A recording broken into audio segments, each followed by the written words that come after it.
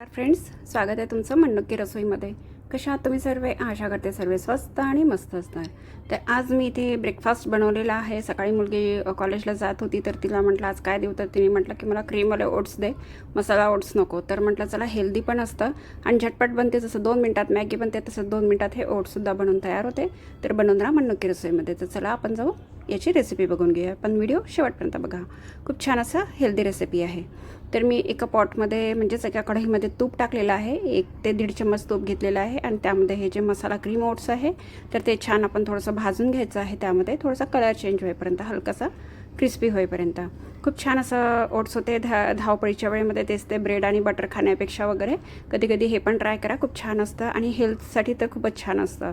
तर त्यानंतर आपल्या चवीनुसार साखर टाका. जर तिला जास्त म्हणजे गोड आवडत नाही म्हणून मी 1 चम्मच साखर टाकला आहे. तुम्ही तुमच्या टेस्टनुसार टाका.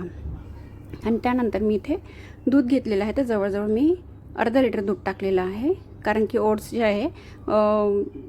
जे आहे ते आपले दुधाला ऑब्झर्व करून घेते आणि खूप घट्ट बनायला नको म्हणून मी जास्त दूध टाकलेलं आहे. तर अर्धा लिटर दूध टाकलेलं आहे आणि 1च वाटी मी इथे ओट्स घेतलेले होते. त्यानंतर याला छान बॉईल येऊ द्यायची आहे. जसं हे याला बॉईल येईल तसं हे छान बनून तयार राहील. आणि त्यानंतर इथे आपण छान फ्लेवरसाठी विलायची पावडर टाकायचं. जर तुम्हाला आवडत असेल तर टाका, नाहीतर काही गरज नाही आहे. आणि त्यानंतर आपण याला सर्व करून घेऊया. एका बाउलमध्ये याला सर्व केलेलं आहे विलायची पावडर वगैरे टाकून. आणि त्यानंतर यामध्ये मी काही फ्रुट्ससुद्धा टाकलेले आहे.